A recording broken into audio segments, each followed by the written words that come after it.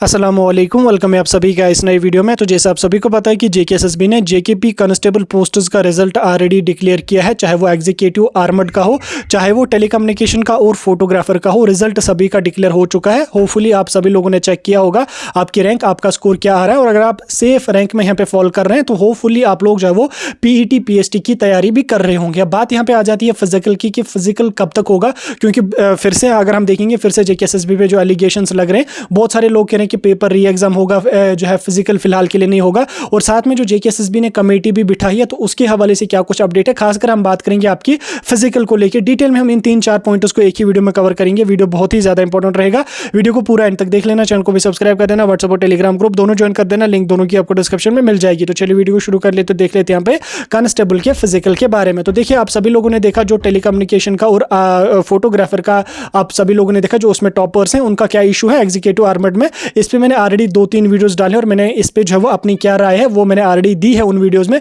मैं पहले से भी कहता आ रहा हूं कि री एग्जाम इसका सोल्यूशन नहीं है। जो स्कैमर्स हैं, अगर वाकई में स्कैम हुआ है या कोई भी इसमें इशू हुआ है, उन लोगों को आइडेंटिफाई किया जाना चाहिए, चाहे वो फिर स्टूडेंट्स हों या एसएसबी के अपने बंदे हों या बाहर का कोई जो भी पर्सन इसमें इन्वॉल्व होगा, उसको कड़ी से कड़ी सजा मिलनी चाहिए। साथ में जो स्टूडेंट्स, अगर इसमें कोई एस्पिरेंट भी इन्वॉल्व है, उसको भी कड़ी से कड़ी सजा मिलनी यहाँ पे चाहिए। बाहर री एग्जाम इसका जो है वो हल नहीं है, क्योंकि री एग्जाम अगर हो भी गया तो आप लोगों को या हमको क्या पता है कि री एग्जाम होने के बाद भी स्कैम यहाँ पे नहीं होगा। इसलिए बेहतर है कि जो स्कैमर्स इसमें इन्वॉल्व होंगे या अगर हैं तो उन लोगों को कड़ी से कड़ी सजा जब मिलेगी, या जो स्टूडेंट्स या एस्पिरेंट इसमें इन्वॉल्व हैं उनको कड़ी से कड़ी सजा जब मिलेगी, ताकि आने वाली जो हमें रिक्रूटमेंट और देखने को मिलेंगी, अभी 2025 में ग्रेजुएशन लेवल की बहुत सारी पोस्ट्स आने वाली हैं, तो उनमें इस तरीके का स्कैम नहीं होना चाहिए। ठीक, क्योंकि अगर यहाँ पे कांस्टेबल पोस्ट्स में कोई स्कैम होता है तो इसमें कोई उम्मीद ही नहीं लगाई जा सकती कि वो मतलब ग्रेजुएशन लेवल की जो पोस्ट्स हैं वो ट्रांसपेरेंट मोड में कंडक्ट करवाई जाएगी। ठीक, इसलिए बेहतर है कि जो स्कैमर्स हैं, जो स्टूडेंट्स या एस्पिरेंट्स इसमें इन्वॉल्व हैं, उन पे जो है वो कड़ी से कड़ी सजा उनको होनी चाहिए,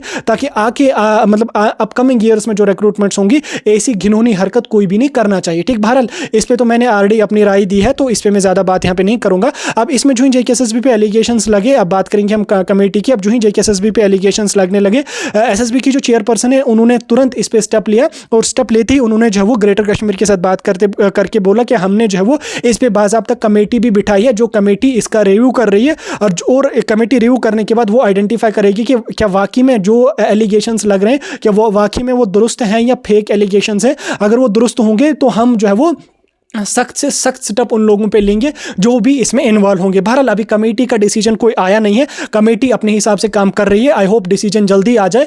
आई होप कि मतलब डिसीजन जल्दी आ ही जाएगा, और कमेटी का क्या फैसला होगा और कमेटी क्या रिव्यू करके बोलेगी वो तो आने वाले दिनों में खुद ही पता चल जाएगा आपको भी, और जो भी वहां से डिसीजन होगा वो हम आप तक पहुंचाने की पूरी कोशिश करेंगे। बहरहाल कमेटी का जब डिसीजन होगा उसके बाद अगर लगा उनको कि वाकई में जो वो कुछ इसमें गड़बड़ हुई है, तो उन पे जो है वो कमेटी क्या फैसला सुनाएगी, एसएसबी क्या फैसला सुनाएगी, वो तो आने वाले दिनों में पता चलेगा। और जो एसएसबी का डिसीजन होगा, जो कमेटी का डिसीजन होगा, वो सभी एस्पिरेंट्स को जो वो एक्सेप्ट करना होगा। आई होप जो डिसीजन आएगा वो एस्पिरेंट्स के हक में होना चाहिए, और साथ में जो डिजर्विंग कैंडिडेट्स हैं उनके भी हक में होना चाहिए, क्योंकि री एग्जाम इसका सोल्यूशन नहीं है। अब अगर हम बात करेंगे पीईटी पीएसटी की, यानी कि आपके फिजिकल की, देखो फिजिकल जो है वो आपका बहुत ही जल्दी कंडक्ट किया जाएगा।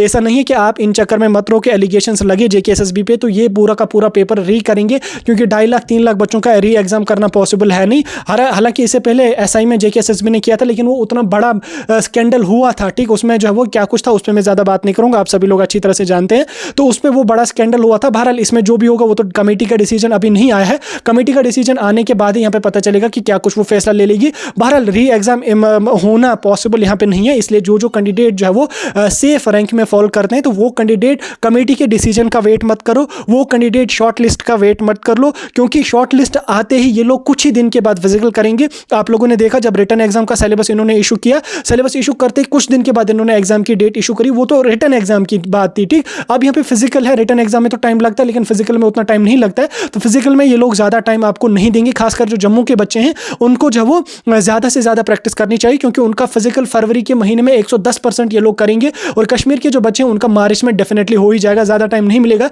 फिजिकल क्वालिफाई करना आसान नहीं है, बहुत टफ है। क्योंकि जो बच्चा जो है वो 4 महीने 5 महीने से रिटर्न की तैयारी कर रहा था, होपफुली वो 14 घंटे 15 घंटे पढ़ाई कर रहा था, तो उसका जो फिजिकली जो होता है वो बिल्कुल वीक हुआ होता है। उसके बाद आपको जो रनिंग वगैरह करनी है, पुशअप्स वगैरह करनी है, तो आप अगर अभी देख लोगे तो अभी आपको लगभग 8 से 10 दिन लगेंगे पेस बनाने में, अपना जो स्टेमिना है उसको बूस्ट करने में। तो इसलिए आप लोग शॉर्ट लिस्ट का वेट मत कर लो। अगर आप जो है वो सेफ रैंक में फॉल कर रहे हो तो आप फिजिकल की तैयारी कर लो, और उसके बाद जो होगा वो आपको आगे चल के पता चल जाएगा। बहरहाल जम्मू के जो बच्चे हैं उनको जो है वो फरवरी के महीने में ही यहाँ पे फिजिकल कंडक्ट किया जाएगा। जम्मू में 2 ग्राउंड्स आइडेंटिफाई किए जाएंगे, एक मेल कैंडिडेट्स के लिए होगा और एक फीमेल कैंडिडेट्स के लिए होगा। अब कहाँ पे होगा वो तो जो है वो जब शॉर्टलिस्ट आ जाएगी उसके बाद ही पता चलेगा। सेम जो कश्मीर वाले बच्चे हैं उनके लिए भी 2 ग्राउंड्स आइडेंटिफाई किए जाएंगे। होपफुली क्या ज़्यादा चांसेस है, मे बी श्रीनगर में ही ये 2 ग्राउंड्स होंगे, और अगर श्रीनगर में ना हुआ तो बड़ा ग्राउंड यहाँ पे DPL का भी है, बारामूला का, मे बी वहाँ पे भी हो सकती है। बहरहाल ज़्यादा चांसेस हैं कि श्रीनगर में ही आपका फिजिकल यहाँ पे हो सकता है। वो जब आपका शॉर्ट लिस्ट आ जाएगा उसके बाद ही पता चलेगा, और शॉर्ट लिस्ट आने के बाद आप लोगों के जो है वो एडमिट कार्ड्स भी आ जाएंगे इसके, मतलब एडमिट कार्ड में आपको वेन्यू वगैरह दिया होगा कहाँ पे आपका फिजिकल होने वाला है। तो उसके बाद भी आपको 5-6 दिन का बीच में गैप दिया जाएगा, यानी कि कुल मिला के अभी आपके पास लगभग 1 से 1.5 महीने का टाइम है। तो इस 1-1.5 महीने को आप ज़ाया मत कर लो। हार्डली आप इस 1-1.5 महीने में अपना स्टेमिना बिल्ड कर सकोगे। फिजिकल क्वालिफाई करना आसान नहीं है, रिटर्न आपने क्वालिफाई किया लेकिन फिजिकल आसान नहीं है, इसलिए फिजिकल की तैयारी करो, अच्छी तरह से तैयारी करो। कमेटी का जो डिसीजन होगा वो डिजर्विंग कैंडिडेट्स के हक में होगा। री एग्जाम होना पॉसिबल नहीं है, क्योंकि 2.5 लाख 3 लाख बच्चों का री एग्जाम नहीं हो सकता है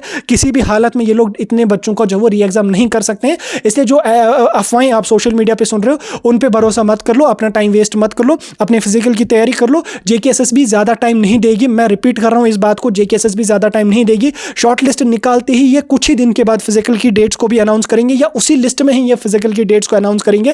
फिर उसके बाद आपको टाइम नहीं उतना बचेगा, क्योंकि जो रनिंग है ये आसान नहीं है। तो आप अपनी तैयारी पर ध्यान दो। अगर आप सेफ रैंक में फॉल करो तो तैयारी कर लो, आप अपनी प्रैक्टिस वगैरह जिस हिसाब से करो उस हिसाब से कर लो। बाकी फरवरी का महीना आप जो है जम्मू के बच्चे सुन के रख लो, और मार्च का महीना कश्मीर के बच्चे सुन के रख लो। फिर मार्च में यहाँ पे रमजान भी आ रहा है, तो उसके हवाले से SSB क्या डिसीजन लेगी वो तो फिलहाल बाद में ही पता चलेगा। लेकिन फिलहाल के लिए आप लोग जो है वो मार्च का पहला वीक जो है वो उसको फाइनल मान के चलो, उसको टारगेट मान के चलो, और उसी के अकॉर्डिंग आप लोग अपनी प्रिपरेशन वगैरह कर लो। बहरहाल वहाँ से कमेटी का क्या डिसीजन होगा वो तो आने वाले दिनों में हम आपको बता देंगे, या SSB का क्या कुछ डिसीजन होगा वो भी हम आप तक पहुँचाने की पूरी कोशिश कर लेंगे। फिलहाल के लिए कोई डाउट होगा कमेंट सेक्शन में पूछ सकते हैं।